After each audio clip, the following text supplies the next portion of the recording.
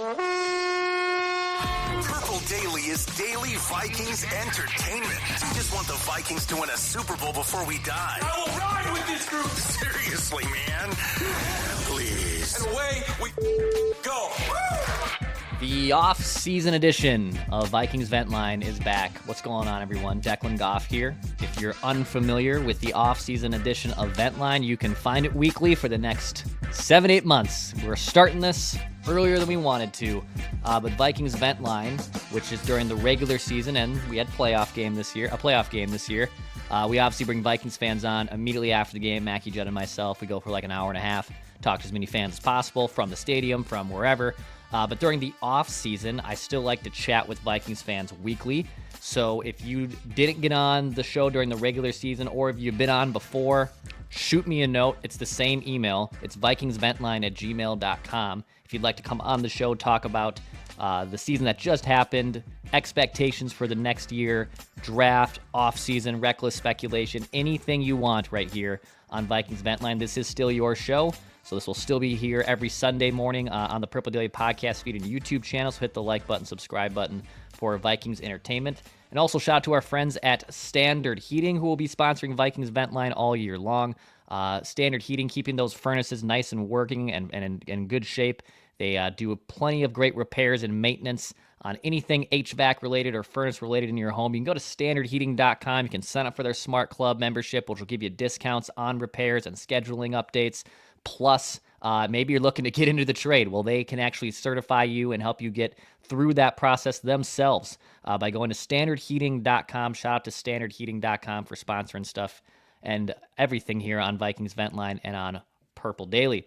All right, so we have a couple regulars about to join us here. Our guy Austin from Louisville, our guy Jahan, who you might recognize from the crazy Mohawks from earlier in the season on Vikings Vent Line. We're going to talk to them here in just a sec. We're going to talk about the obviously the season that just happened. We're going to get some hot takes from them as well. So without further ado, let's get our guys in here. Austin, Jahan, fellas, what's going on? Welcome to Vikings Vent Line. What's going on, brother? Thank you for having me on. Jahan, I don't think anyone recognized you without the Mohawk, man. No, I know. It doesn't look the same. Normally, it's always spiked all the way up. Yeah, we were talking off mic. You debated. You thought about doing it for the show. I do appreciate the effort, but I got to imagine, how long does that take you to probably even get ready? Probably it all depends on, sometimes if I get it up right away, it'll take like maybe 20 minutes, but sometimes it's taking me up to 40 minutes. So I've actually used Gorilla Glue hair gel. Oh my God. To get it up and use a hair dryer to get it to that. Wow. Yeah. That's awesome. Love it, man.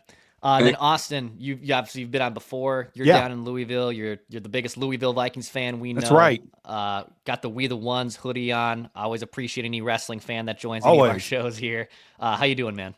Doing good, man. It's great to be on. I love coming on whenever I can. It's always fun, and I'm glad that I found your guys' channel because it's same sentiment has always been echoed. What you guys do and having daily Viking stuff has always been fun, and you guys are a regular part of my day. I love being able to interact with other people just as well that come on, like Jahan here. It's I feel like I'm talking to two celebrities right now because people I've seen on my TV screen before. So it's really, really cool. Well, awesome, guys. Appreciate you guys coming on here.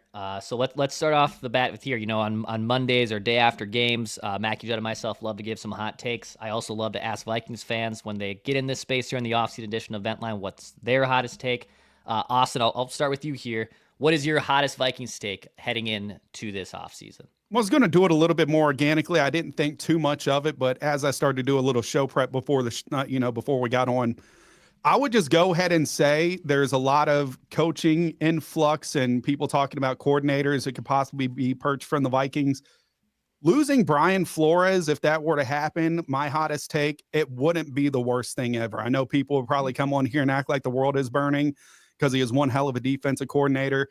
But if he were to leave and we were just to get somebody serviceable in there that's just not Ed Donatel, then that would be fantastic because that was the narrative from last year, right? If we could just get Brian Flores to make it even a little bit better than it was under Donatel, it'd be a lot. It just mean the world.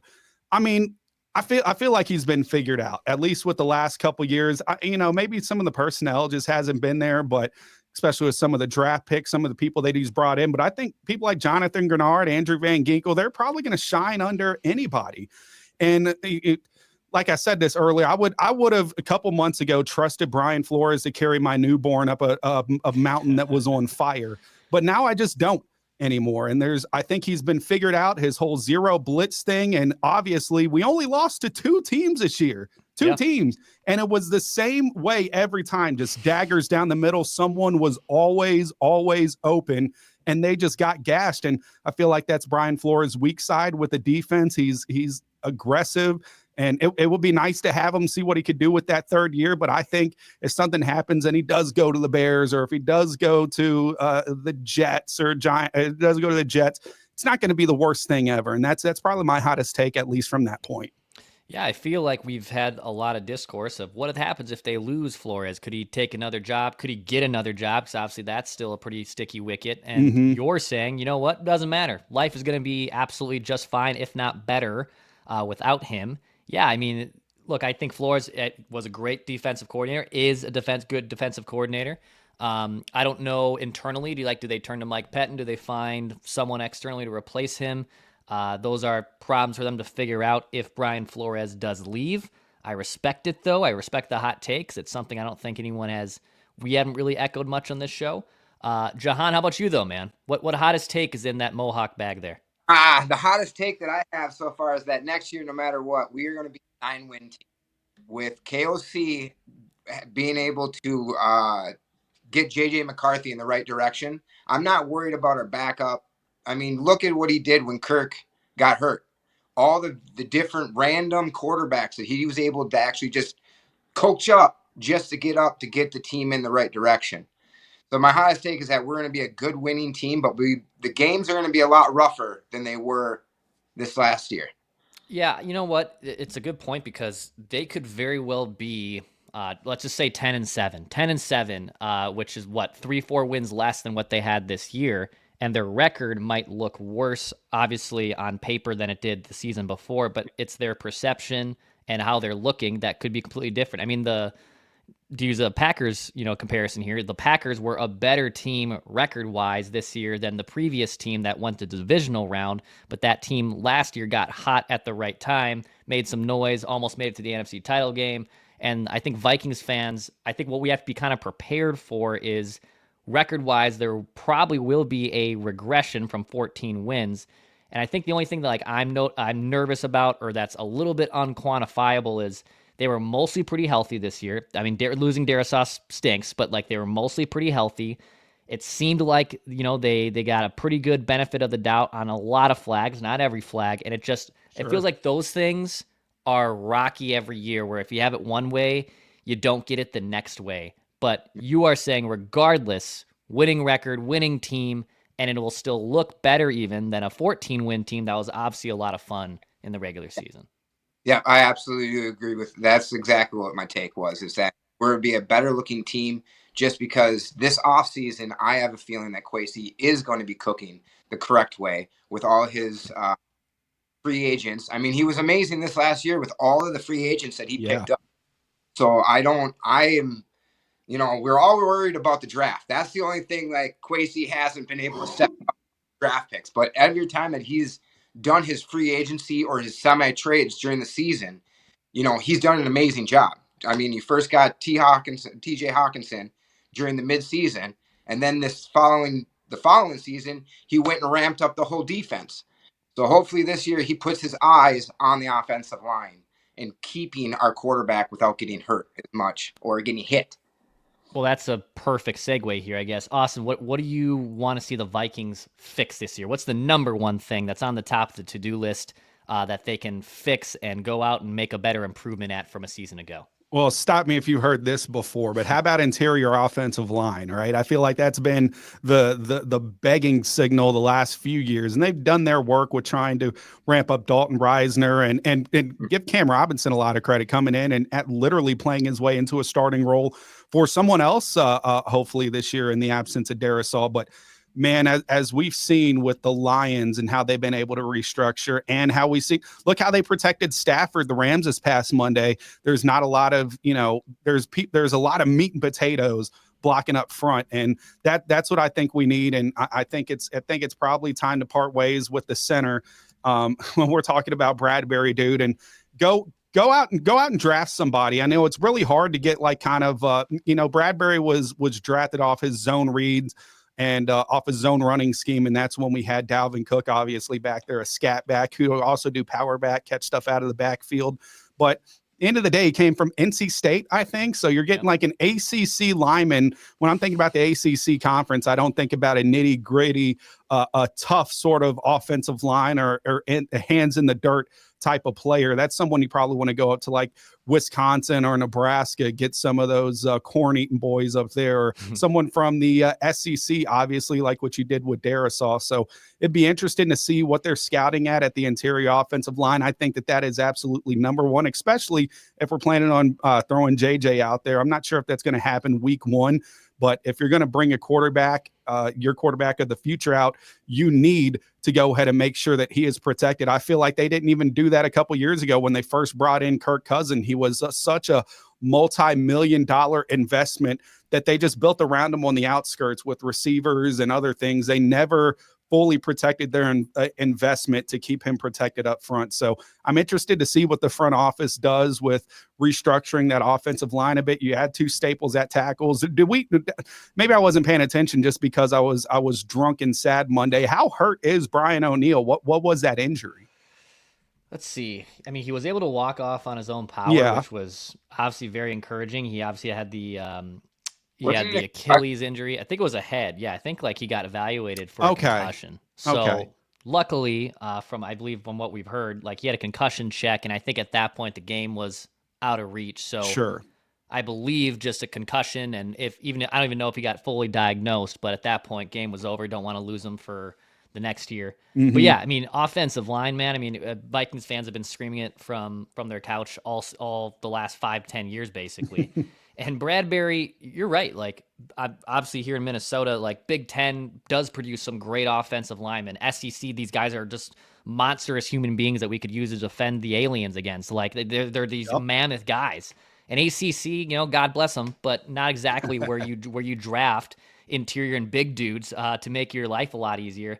And I think him being a first-round pick, obviously, just like we heightened his value up. Like, if he was a day 2 or day 3 pick, number one, if he is still here, are we that much magnified over his struggles? Maybe. But I think him being a first-round pick, they declined the 5th-year option, but they still give him a new contract. Like, I think he's probably 50-50 on being back. Certainly wouldn't be upset if they found a new center in the draft this year. Han, how about you, man? What do you want to see? I know offensive line's up there. Anything else you want to see kind of the Vikings address? Let's actually go out and find a good running back to back up. I know that we're probably going to lose Aaron Jones, but I think that we should look at drafting somebody that's actually going to be a stable at a low price.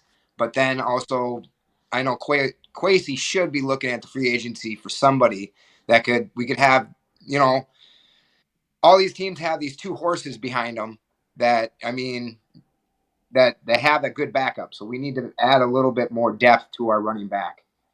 I mean, we had to trade again to get Akers back. That's not something that during the season again. We had him. Why did we let him go and then have to go spend our draft capital to get him back? So that's where we need to invest a little bit more in the running backs. Yeah, I think them finding I don't know if they'll use their first round pick on it, but them finding a new established running back that kind of a lot like cars, like it's like buying a used car. Like Aaron Jones is a great car, great value, but he's had some problems before. He's had maintenance issues. One previous owner. Yeah, exactly. A previous owner, you didn't love that. Like the whole thing. Yeah, the whole thing is fresh. Trading again for Cam Akers, not necessary. Like you should have just kept him in the first place if you really liked him. Now you wasted a draft pick. Fixing the running game is definitely probably the last ingredient of this offense to really take it over the top and for it to be successful long term. There's definitely personnel that's been the issue. I think KOC can be a lot better in that regard too. So yeah, I mean, offensive line, running back. I think on the defensive side, can they maybe find a corner without overpaying? Can they bring back Byron Murphy if he doesn't completely break the bank, but he might have just priced himself out into a big payday? Losing Harrison Smith is obviously going to be a loss on and probably even more off the field for this team. So even though they won 14 games, they do have a boatload of cap space. There's a lot of holes. Interior offensive line, running back, defensive players. Yeah, they're gonna have their hands full. I'm excited to see how they spend the money because they haven't had this kind of money in a very long time. Yeah, So that's part's the gonna be sweet. exciting part about it is too, is because they've just been constantly kicking the can down the road of some people's contracts and what can we kind of get away with this next year? Now you have a little bit of money to spend, and it would behoove Kwesi to nail this draft. But it also is a contingent on whether he could go out and like actually find some dudes and free agents. What are you willing to spend money on? Are you willing to win bidding wars with some offensive line or some defense? And I tell you what, losing Murphy would absolutely suck. But I think you're right. I think he just priced himself out because I loved all the dances. I think this year would have been absolutely, especially if something happened in those last two games. I was excited to see what they had celebration wise, but I would hate to see him go somewhere else. And he's probably going to go to, I know earlier in the season, people were talking about Cincinnati going to go poach him because that's what they need. But if they could just find a way to kind of get him back, maybe team friendly, maybe he just loves it here so much, but that's also contingent on whether they keep Brian Flores or not. One more thing here before I ask you guys about the season. Shout out to our friends at Underdog and Underdog Fantasy. If you'd like to get in on the action, go down the Underdog app. Go use promo code SCORE if you're a first-time user. That will give you a 50% deposit match. You're wrapping up divisional round weekend. You're going into conference weekend, Super Bowl. Still plenty of fun stuff to get in on at Underdog. Appreciate everyone who has signed up and is winning some nice little pick'ems and fantasy games there. Plus, the Minneapolis Boat Show here in the Twin Cities coming on Thursday, January 23rd through Sunday, January 26th. It's the Midwest's largest boat show. Children aged 12 and under do get in free with accompanied adult paying a ticket. You can go to minneapolisboatshow.com to learn more and purchase tickets. Again, Score North fans can also sign up in the app for a chance to win a pack of 4 tickets in the listener rewards tab. Again, minneapolisboatshow.com for tickets. So I know we're mourning over obviously a premature exit from the playoffs. We thought this Vikings team would at least win that first game. We'll see. Who knows what happens from beyond there. However, what was a highlight for you? What was the number one highlight, Jahan, for you when you go back and think about this season? What was the thing that really stands out to you? Well, I mean, obviously it's a surprise season to get to this. I mean, to how many games we won. But for me was watching when I was there live, the Atlanta versus Vikings game, when I was to watch Kirk get destroyed and just seriously watch it, just everything that just happened that game, being there live to watch it all happen. Like that was one of my favorite up things. I mean, obviously this season has just had so many different ups that we're all shocked to see, as we continue to win these games through the season. Yeah, I was, as you guys probably remember, I was in Hawaii watching that game unfold, which was sweet. I was I had to wake up. I had to be kickoff was 8 a.m. Island time. So there's a lot of Vikings fans too there, right? Ton of Vikings fans. That was sweet, and it was first come first serve. So luckily, they had Sunday ticket at the bar, and they advertised it. It's the only time the bar opened at 8 a.m. is on Sundays for the football season. So I was able to watch that from your honeymoon to Jahan's point. A lot of fun. That was probably one of the more fun games I got to watch this year. And then was that your first time coming to US Bank, Jahan? No, I'm born and raised in Minnesota, so I'm a Minnesota boy. So cool. I have been a couple times to the game. Okay. But I have to thank Kool-Aid. He was the one who actually got me that game. So shout out Kool-Aid. Nice. I love that. Austin, how about you, man? What was a highlight for you this season? Well, I'm going to steal your thunder. I have like 2, but I'm going to touch up on one real quick. I actually got to go to the Titans game that's down in Nashville. Nashville is about 2 hours away from Louisville, where I'm at. And man, Vikings fans have to be up there with some of the best travelers in all of NFL. I know that they're not the Steelers or Cowboys or 49ers fans, but I went with the buddy, shout out Marcus, who went with me. And as we're walking up to our section 300 seats, we just hear a bunch of roars from the crowd. And he's like, I don't know if that's for you guys or for us. And Vikings fans really showed out. So it was really cool. It was my first time. And I know it wasn't an offensive explosive game. I know Jordan Addison almost got decapitated that game, and it got like it stuck for a Sam Darnold sneak in. So it was the second time going and seeing the Vikings, and they won. So that was pretty cool. But I guess the overarching of it was seeing Sam Darnold. And I know that he's probably going to be cast off and forsaken after this year, but he did one hell of a job. And just